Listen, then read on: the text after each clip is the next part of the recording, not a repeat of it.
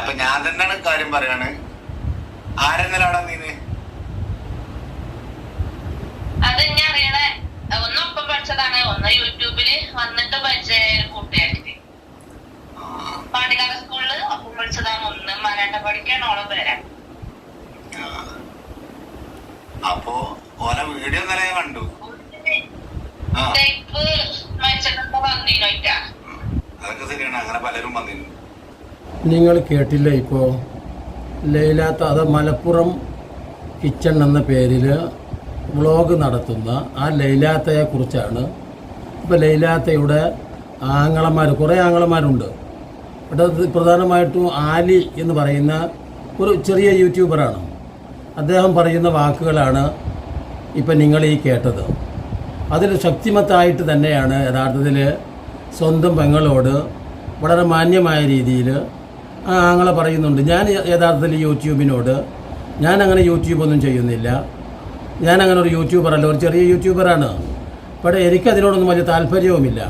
പക്ഷേ മാത്രമല്ല, എൻ്റെ പെങ്ങൾ എന്ന നിലക്ക് നീ ഈ വ്ളോഗ് ചെയ്ത് നടക്കുന്ന അഥവാ യൂട്യൂബേഴ്സ് ഇവിടെ വരികയും യൂട്യൂബേഴ്സ് കൂടുതൽ നിൻ്റെ ഇഷ്ടപ്പെട്ട ആളുകളാവാം ചിലപ്പോൾ, പക്ഷേ അതൊക്കെ യാതൊരു മാന്യതയും മര്യാദയും ഒക്കെ ഇല്ലാതെ ആ സമയത്തുമൊക്കെ ആ വീട്ടിൽ കയറുന്നുണ്ട് എന്നതാണ് ഈ ആലി എന്ന് പറയുന്ന ആ വ്ളോഗർ അഥവാ ലൈലാത്തയുടെ ആങ്ങളയായ ആലി പറയുന്നതാണ്. സ്വാഭാവികം. അപ്പോ ആരും നീനൊന്നും കുഴപ്പമില്ല, വീഡിയോ എടുക്കാനായിട്ട് അങ്ങോട്ട് വരരുതെന്ന് പറഞ്ഞോണ്ടേ. അത് ചെറിയല്ല, ഞാൻ കാര്യം പറഞ്ഞത്. ആങ്ങളാർക്ക് ഇഷ്ടമല്ല എന്ന് പറഞ്ഞാൽ മതി.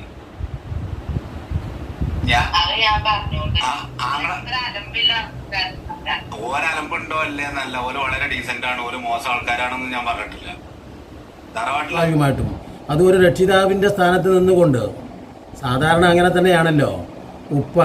ഉപ്പയില്ലാത്ത ആ ലൈലാത്താക്ക് ആങ്ങള എന്ന നിലക്ക് ഇടപെടാൻ ഇപ്പോൾ നാട്ടിലുള്ളത് ഈ ആലി എന്ന വ്യക്തിയാണ്. അപ്പോൾ സ്വാഭാവികമായിട്ടും അദ്ദേഹം നല്ല ഒരു രീതിയിലാണ് തൻ്റെ സഹോദരിക്ക് ഉപദേശങ്ങളും നിർദ്ദേശങ്ങളും ഒക്കെ കൊടുത്ത് എൻ്റെ ആ യൂട്യൂബ് രീതിയെക്കുറിച്ചും അത് സ്വാഭാവികമായിട്ടും അത് പറയാതെ തന്നെ പറയുന്നുണ്ടതിൽ.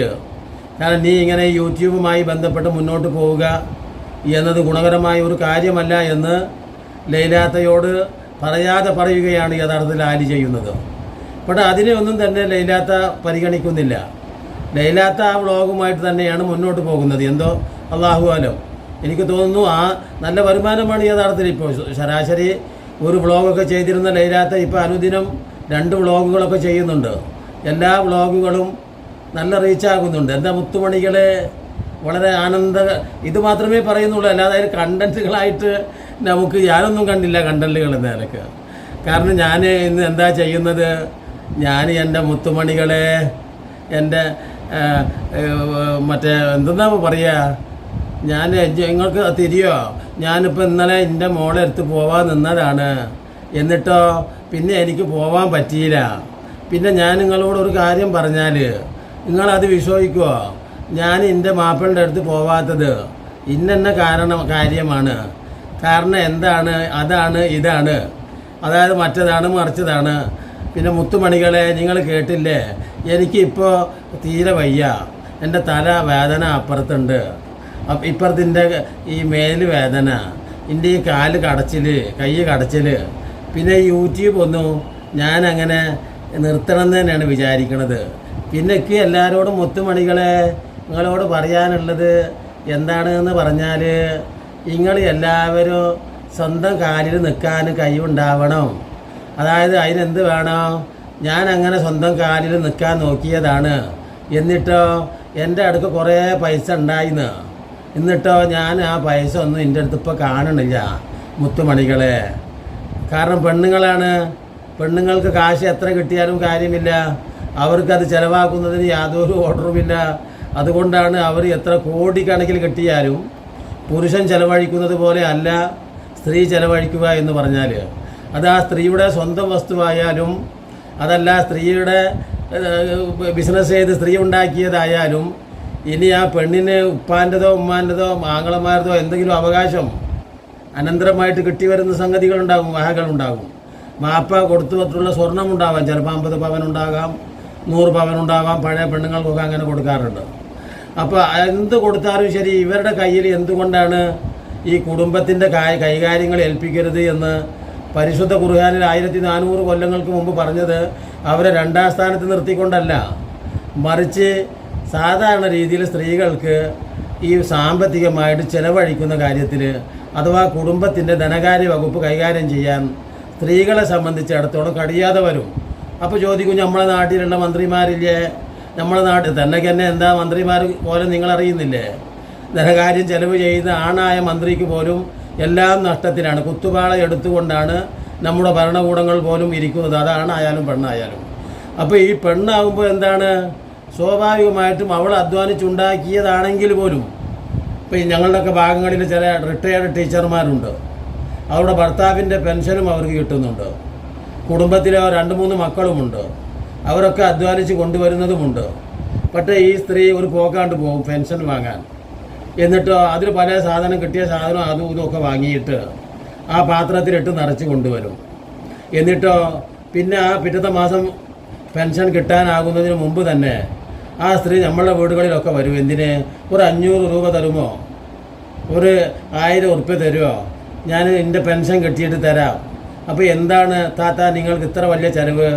എന്താണ് ചേച്ചി നിങ്ങൾക്ക് 2 ആളുടെയും പെൻഷൻ ഉണ്ടായിട്ട് നിങ്ങളുടെ കുടുംബത്തിൻ്റെ കാര്യങ്ങളൊന്നും തികയുന്നില്ലേ എന്ന് ചോദിച്ചാൽ, കുട്ടിയെ അതൊന്നും ചിലവായി പോയി, അതൊക്കെ ഞാനിത് കണ്ടതൊക്കെ വാങ്ങും, ഞാനൊന്നാണ് അങ്ങാടിക്ക് പോയാൽ എൻ്റെ മാതിരിയൊന്നുമല്ല, ഞാൻ കാണുന്ന സാധനമൊക്കെ വാങ്ങും.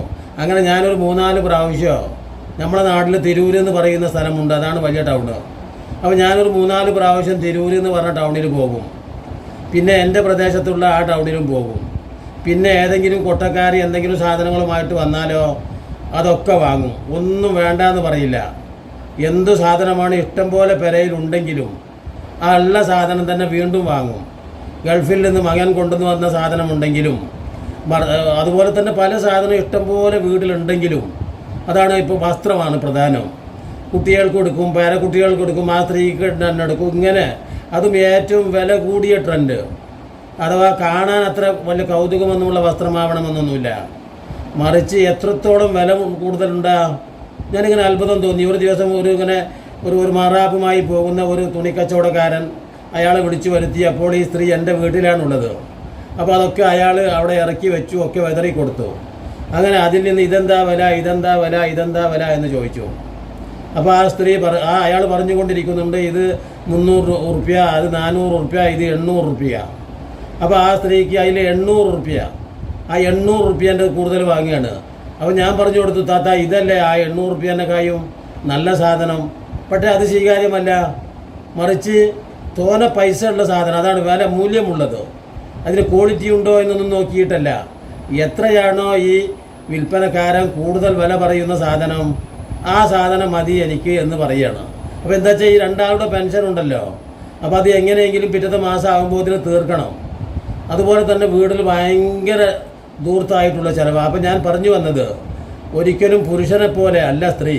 ഒലൈസ ദക്കറുക്കൽ ഉൻസ, അള്ളാഹു വിശുദ്ധ ഖുർആനിൽ 1400 കൊല്ലം മുമ്പ് പറഞ്ഞതാണ്. പുരുഷൻ സ്ത്രീയെപ്പോലെയല്ല.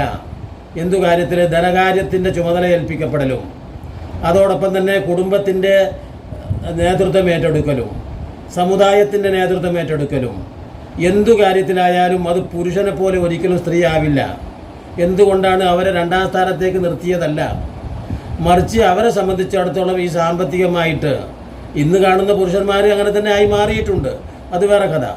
എന്നതുപോലെ തന്നെ നേതൃത്വ നിരയിൽ നിന്ന് അവർക്ക് മുന്നോട്ട് നയിക്കാൻ. അപ്പോൾ ഒരു ഝാൻസി റാണി ഉണ്ടല്ലോ, ബീഗം മസ്തത്ത് മഹലില്ലേ, നമ്മുടെ ഇന്ദിരാഗാന്ധിയില്ലേ എന്നൊക്കെ ചോദിച്ചിട്ട് കാര്യമില്ല. അത് 1000-ൽ ഒരാൾ എന്ന നിലയ്ക്ക്, അല്ലെങ്കിൽ 10,000-ൽ ഒരാൾ, അല്ലെങ്കിൽ 1,00,000-ൽ ഒരാൾ എന്ന നിലയ്ക്ക് മാത്രമേ അതിനെ നമുക്ക് പരിഗണിക്കാവൂ. ശരാശരി രീതിയിൽ ഒരിക്കലും പുരുഷനെ പോലെ അല്ല സ്ത്രീയുടെ എല്ലാ പ്രവർത്തികളും. സ്ത്രീ ആലോചിക്കാതെ പ്രവർത്തിക്കുന്നു, പുരുഷൻ കാര്യങ്ങൾ ആലോചനയോടുകൂടെയാണ് പ്രവർത്തിക്കുന്നത്. അതുകൊണ്ടാണ് അള്ളാഹു മറിയമിൻ്റെ കഥ പറഞ്ഞിടത്ത് ആൽ ഇമ്രാൻ എന്ന സൂറത്തിൽ പറയുന്നുണ്ട്, ഒലൈസ ദക്കറുക്കൽ ഉൻസ, പുരുഷൻ ചിന്തിച്ചാണ് കാര്യങ്ങൾ തീരുമാനിക്കുക, സ്ത്രീ ആവട്ടെ ഒന്നും ചിന്തിക്കാതെയാണ് കാര്യങ്ങൾ തീരുമാനിക്കുക. അഥവാ തനിക്ക് ഒരു കുഞ്ഞിന് ഉണ്ടായാൽ ഞാനത് ബൈത്തുൽ മുഖദ്ദസിലേക്ക് സേവനത്തിന് കൊടുക്കാമെന്ന് അള്ളാഹുവിനോട് നേർച്ചയാക്കിയിട്ടുണ്ട് എന്ന് ഇമ്രാൻ എന്നവരോട് അവരുടെ ഭാര്യയായ ഹന്ന പറയുന്നതാണ് സംഗതി. അപ്പോൾ ആ ഇമ്രാൻ എന്നവർ ഹന്നയോട് ചോദിക്കുന്ന ചോദ്യമാണ്, എൻ്റെ പ്രിയപ്പെട്ട ഭാര്യ, നീ അത് ഒരു പെൺകുട്ടിയാണ് നമുക്കുണ്ടാകുന്നത്, എങ്ങനെയാണ് നമ്മൾ ബൈത്തുൽ മുഖദ്ദസിൻ്റെ സേവനത്തിന് കൊടുക്കുക? വലിയ ബുദ്ധിമുട്ടല്ലേ? ആലോചിച്ച് നോക്കൂ. പക്ഷേ പറഞ്ഞതുപോലെ തന്നെ പിറന്നത് പെൺകുട്ടിയാണ്. അപ്പോൾ അദ്ദേഹം അവിടുത്തെ കുല്ലമാ ദഹല അലൈഹ ദക്കരിയൽ മിറാബ് എന്ന് പറഞ്ഞുകൊണ്ട് ജക്കരിയ നബിയാണ് പിന്നീട് മറിയമിൻ്റെ ചുമതലയേറ്റത്. അതൊക്കെ വേറെ കഥയാണ്. അപ്പോൾ ഞാൻ പറയുന്നത്, അപ്പോൾ ഇപ്പോൾ ആലി തൻ്റെ സഹോദരിയായ ലൈലാത്തയോട് അതിശക്തമായ നിലയ്ക്ക്, അഥവാ വളരെ ദേഷ്യം പിടിച്ചിട്ടൊന്നുമല്ല, വളരെ ഇക്കുമത്തോടു കൂടെ തന്ത്രപരമായിട്ട് നിൻ്റെ ഈ യൂട്യൂബർമാർ അസമയത്തും ലക്ക് കെട്ടും എപ്പോഴും ഇവിടെ വന്ന് ഇങ്ങനെ വീഡിയോ ചെയ്യുന്നത് ശരിയല്ല എന്ന ഒരു താക്കീത് ഈ പറയുന്ന ആലി കൊടുത്തിരിക്കുന്നു. പക്ഷേ യൂട്യൂബ് ഞാൻ ഇത് ചെയ്യുന്നില്ല എന്നൊന്നും ലൈലാത്ത പറയുന്നില്ല. എന്തുകൊണ്ടെന്നാൽ ലൈലാത്താക്ക് ഇതിൻ്റെ മധുരം അനുഭവിച്ചു കഴിഞ്ഞു. എന്തിൻ്റെ നല്ല ഇഷ്ടം പൈസ കിട്ടുന്നുണ്ട്. കേവലം ഒരു 10-15 മിനിറ്റ് എന്തെങ്കിലും ഒന്ന് കൊഞ്ചിക്കൊഴിഞ്ഞ് പറഞ്ഞാൽ അതിന് കിട്ടുന്നത് ഇഷ്ടം പോലെ 10-25-50,000 ഉറുപ്പിക വരെ കിട്ടുന്ന ഒരവസ്ഥ ഇന്ന് യൂട്യൂബിൽ നിന്നുണ്ട്. എല്ലാ യൂട്യൂബുകളും അഥവാ എല്ലാ വീഡിയോകളും ലൈലാത്ത ഞാൻ ചെയ്യുന്നത് വീഡിയോ പോലെ അല്ല. അതിന് ശ്രോതാക്കളുണ്ട്, അതിന് കയ്യടിയും ലൈക്കും ഷെയറുമുണ്ട്. അപ്പോൾ അതുകൊണ്ട് തന്നെ ഒരു 100K എന്തായാലും വളരെ ചുരുക്കം നിരക്ക് എല്ലാ ദിവസവും കിട്ടുമെങ്കിൽ ആലോചിച്ച് നോക്ക്. എന്ത് തന്നെയായാലും ഒരു 40,000-50,000 ഉറുപ്പിക അല്ലെങ്കിൽ അതിൻ്റെ മേലെ ഒരിക്കലും കുറയാൻ സാധ്യമില്ലാത്ത ഒരു വരുമാനം ലൈലാത്താക്ക് കിട്ടുന്നുണ്ട്.